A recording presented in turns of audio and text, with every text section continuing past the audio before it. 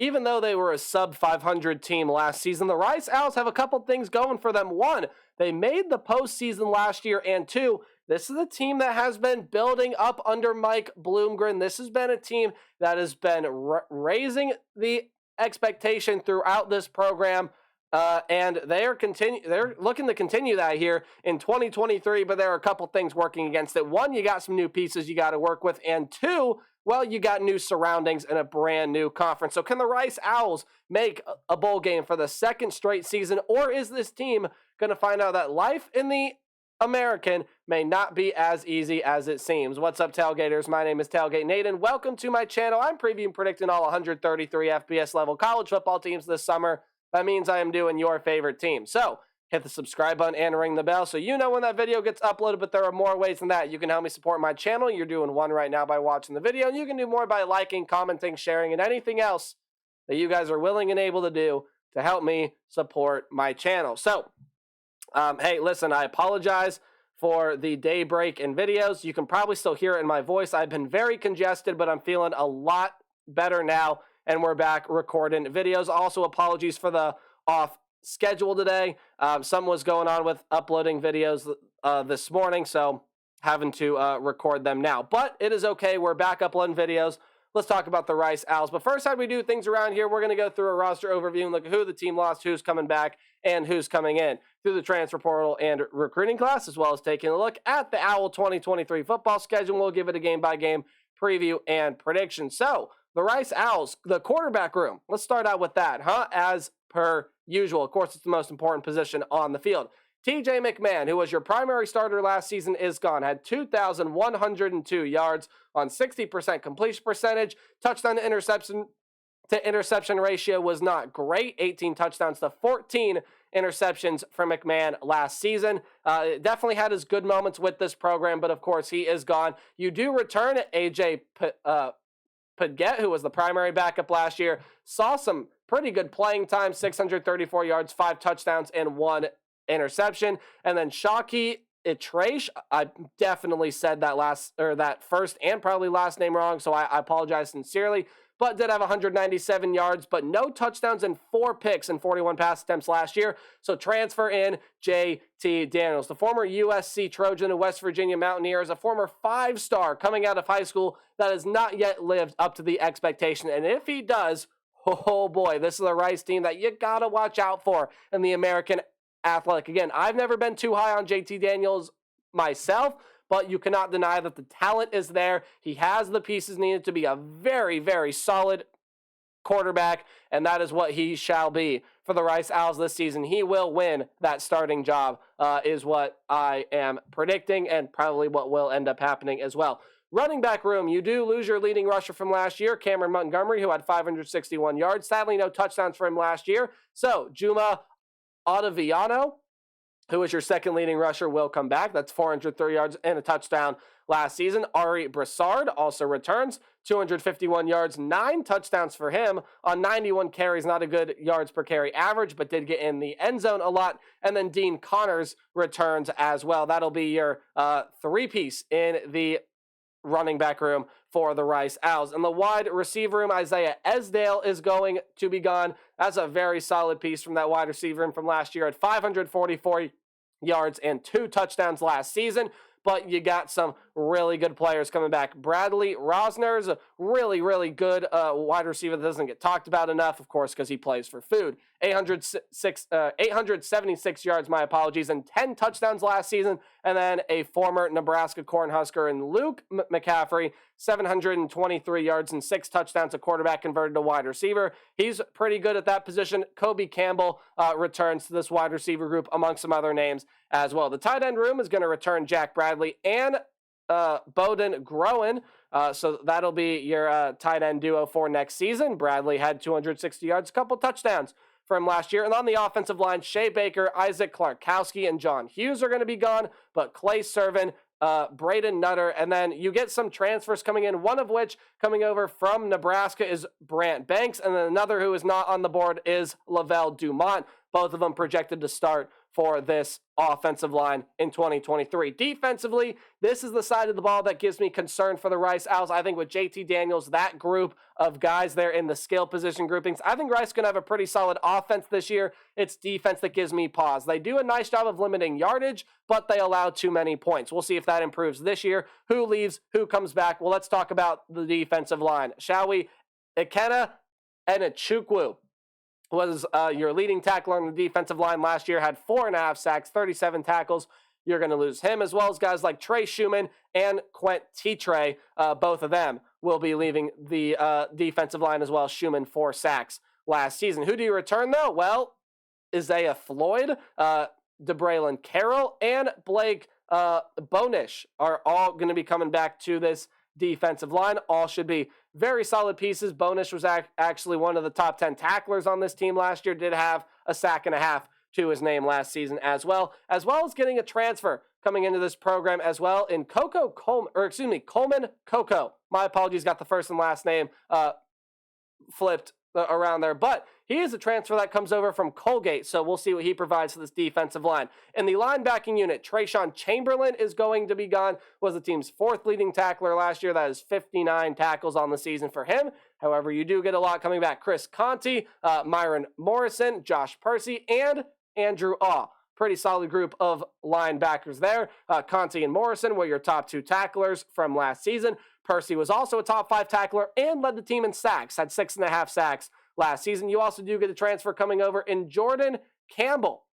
Jordan Campbell, an edge-type player. I believe a community college transfer, can play linebacker and defensive line, so we'll see how they utilize him. And then in the secondary, George Niakwal, Kirk Lockhart, and Miles McCord are all going to be leaving this secondary for Rice. However, when you take a look at what's coming back, Gabe Taylor was the 3rd leading tackler last year, 60 tackles, did have a couple interceptions to his name as well. Jordan Dunbar led the team in passes defended last season. Sean Fresh and Marcus Williams also return for this Rice defense. Your head coach is Mike Bloomgren. Your offensive coordinator is Marcus Tuiasosopo. And your defensive coordinator is Brian Smith. As we take a look at the Rice football schedule for 2023, a couple things that you should know. Any game at home is going to be underlined, and any game on the road will be in italics or that slanted text. Any game you see in green is a game that I think Rice is going to win pretty easily. Any game in yellow is a game where, oh, wow, okay, this is going to be a very competitive game. Maybe it's a 50-50 game, or a game that I could see Rice getting upset. Maybe it's a game they're supposed to win, but Rice is going to win anyway, and then red is a loss. So your first 2 games of the season are against Power 5 opponents. Yes, ladies and gentlemen, Power 5 opponents on the road against Texas. I do not think Rice has a shot. Again, my concern with this Rice team is with this defense, and that Texas offense is going to be explosive this year. They got too much talent in the wide receiver room, too much talent at quarterback.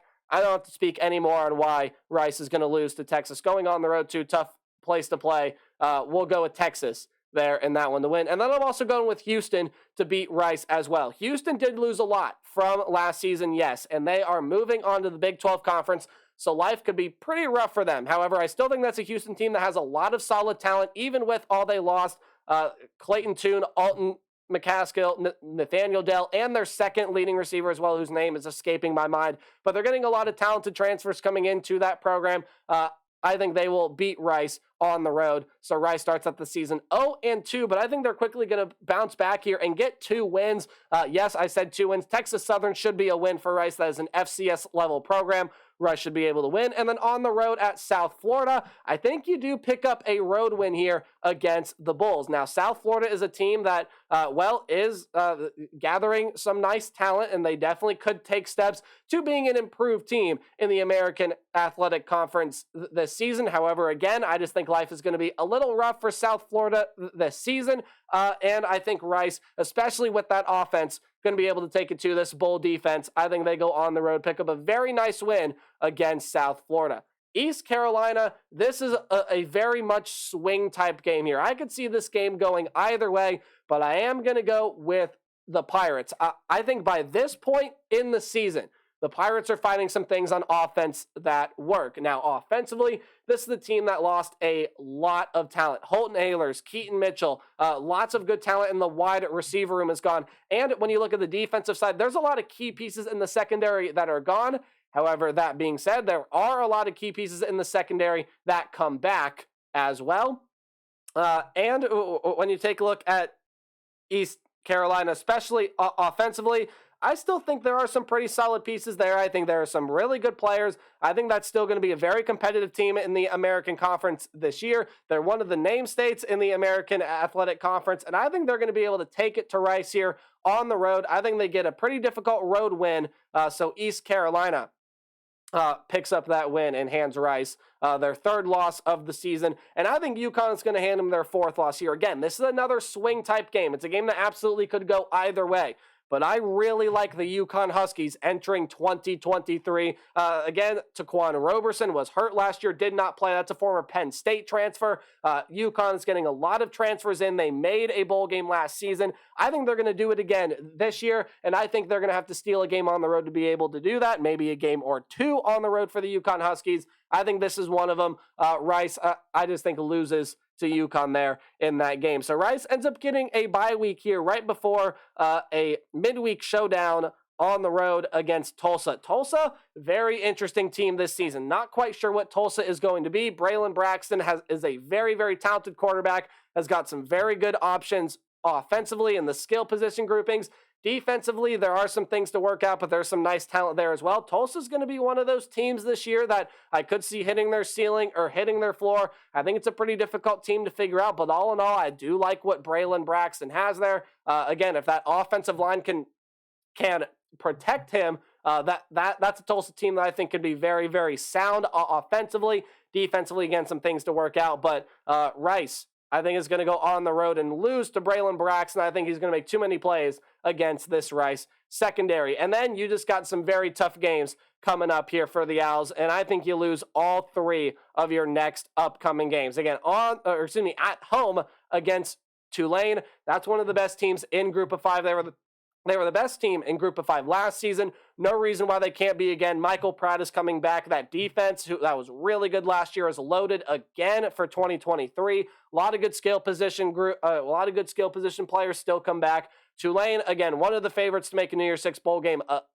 Again, Rice will lose that game. They will also lose to SMU. Preston Stone coming in at quarterback. Now trying to replace Tanner Mordecai, some big shoes to fill, but Preston Stone's a very highly rated recruit. I believe one of, if not the highest rated recruit in SMU history. And then when you take a look, there's a lot of speed on that team, offensively, defensively. They're going to be able to outspeed Rice, and Rice is going to be able, SMU going to be able to win that game. And then on the road at UTSA is going to be a tough one for this Owls team as well. I do not see them being able to beat Frank Harrison Company, and even though Zachary Franklin is gone, man, is there still a lot of talent in that wide receiver room. Defensively, a lot of good pieces as well. That's just a really tough three-game stretch for Rice. Now, if they can pull one of those out, maybe maybe Tulane takes a game off and Rice is able to win that one. Maybe they happen to get SMU again.